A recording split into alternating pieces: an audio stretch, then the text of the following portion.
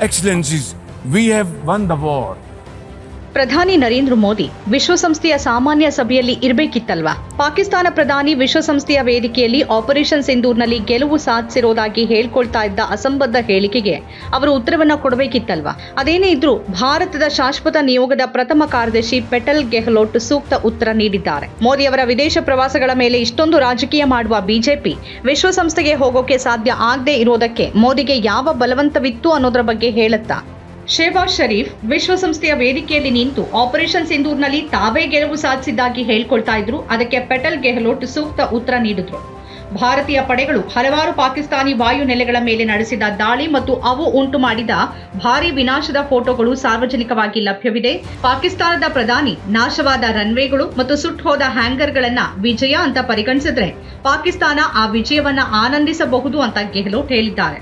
A picture speaks 1,000 words, and we saw many pictures of terrorists slain in Bahawalpur and Muridke terror complexes by Indian forces during Operation Sindoor. When senior Pakistani military and civilian officials publicly glorify and pay homage to such notorious terrorists, can there be any doubt about the proclivities of this regime? The Prime Minister of Pakistan also advanced a bizarre account of the recent conflict with India. The record on this matter is clear. Till 9th May, Pakistan was threatening more attacks on India. But on 10th May, its military pleaded with us directly for a cessation to the fighting. The intervening event was the destruction caused to multiple Pakistani air bases by Indian forces. The pictures of that damage are, of course, publicly accessible.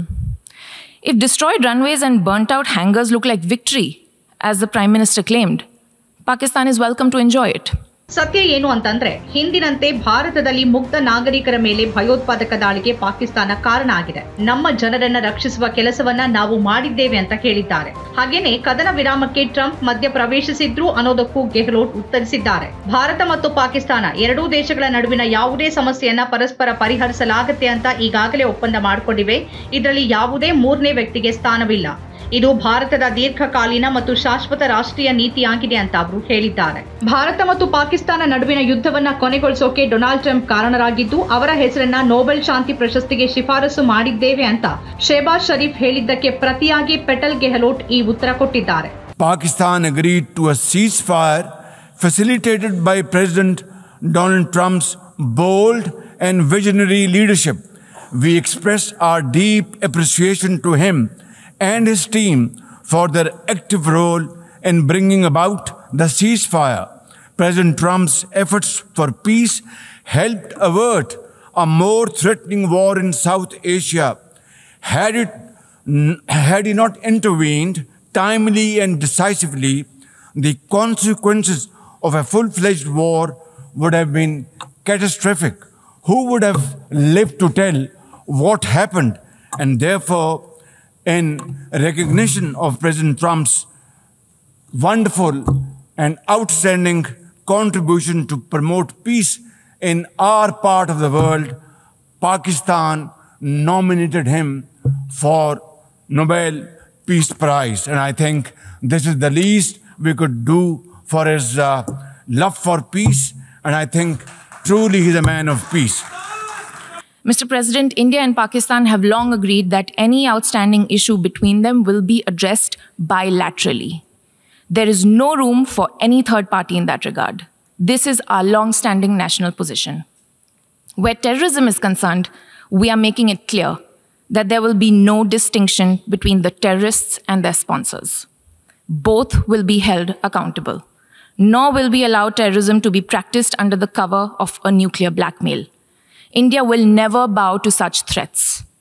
India's message to the world is clear. There must be zero tolerance for terrorism. ಆದರೆ ನಾವು ಹಲವಾರು ಭಾರತೀಯ ವಿಮಾನಗಳನ್ನ ಹೊಡೆದುರುಳಿಸಿದ್ವಿ ಅಂತ ಪಾಕಿಸ್ತಾನ ಪ್ರಧಾನಿ ಹೇಳ್ತಿದ್ದಾಗ ಪ್ರಧಾನಿ ಮೋದಿ ಅಲ್ಲಿ ಇದ್ದಿದ್ರೆ ಅದೊಂದು ಸುವರ್ಣಾವಕಾಶ ಆಗ್ತಾ ಇತ್ತು. ಪಟೇಲ್ ಗೆಹ್ಲೋಟ್ ಉತ್ತರ ಮಾತ್ರ ತೀಕ್ಷ್ಣವಾಗಿತ್ತು. ಭಯೋತ್ಪಾದನೆಯ ವಿಷಯದಲ್ಲಿ ಭಯೋತ್ಪಾದಕರು ಮತ್ತು ಅವರ ಪ್ರಾಯೋಜಕರ ನಡುವೆ ಯಾವುದೇ ವ್ಯತ್ಯಾಸ ಇರೋದಿಲ್ಲ. ಇಬ್ಬರನ್ನೂ ಹೊಣೆಗಾರರನ್ನಾಗಿ ಮಾಡಲಾಗುತ್ತೆ. ಪರಮಾಣು ಬೆದರಿಕೆಯ ನೆಪದಲ್ಲಿ ಭಯೋತ್ಪಾದನೆ ಬೆಳೆಯೋಕೆ ನಾವೆಂದಿಗೂ ಬಿಡೋದಿಲ್ಲ. ಅಂತಹ ಯಾವುದೇ ಬೆದರಿಕೆಗೆ ಭಾರತ ಮಣಿಯೋದಿಲ್ಲ. ಜಗತ್ತಿಗೆ ಭಾರತದ ಸಂದೇಶ ಸ್ಪಷ್ಟವಾಗಿದೆ. ಭಯೋತ್ಪಾದನೆಗೆ ಶೂನ್ಯ ಸಹಿಷ್ಣುತೆ ಇರಬೇಕು ಅಂತ ಅವರು ಹೇಳಿದ್ರು. ಮೋದಿ ವಿದೇಶ ಪ್ರವಾಸಗಳಿಗೆ ಆದ್ಯತೆ ನೀಡ್ತಾರೆ, ಆದರೆ ಅವರು ಹೋಗಬೇಕಾದ ಸ್ಥಳಕ್ಕೆ ಹೋಗೋದಿಲ್ಲ. ಪ್ರಧಾನಿ ಸುವರ್ಣಾವಕಾಶವನ್ನ ಕಳೆದುಕೊಂಡಿರೋದು ಇದು 2ನೇ ಬಾರಿ. ಡೊನಾಲ್ಡ್ ಟ್ರಂಪ್ ಅವರೊಂದಿಗಿನ ಹಿಂದಿನ ಪತ್ರಿಕಾಗೋಷ್ಠಿಯನ್ನ ನೆನಪಿಸಿಕೊಂಡ್ರೆ ಅಲ್ಲಿ ಟ್ರಂಪ್ ಭಾರತವನ್ನ ಪದೇ ಪದೇ ಅವಮಾನಿಸ್ತಾ ಇದ್ರು. ಆದರೆ ಪ್ರಧಾನಿ ಮೋದಿಗೆ ನಗೋದನ್ನ ಬಿಟ್ಟು ಬೇರೆ ದಾರಿ ಇರಲಿಲ್ಲ.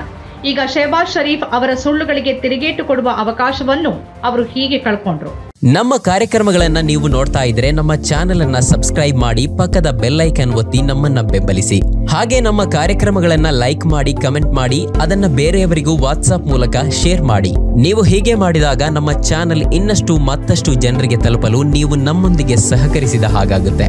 ಇದು ನೀವು ಯಾವುದೇ ಖರ್ಚಿಲ್ಲದೆ ಕೆಲವೇ ಸೆಕೆಂಡುಗಳಲ್ಲಿ ನೀಡಬಹುದಾದ ಸಹಕಾರ. ಧನ್ಯವಾದಗಳು.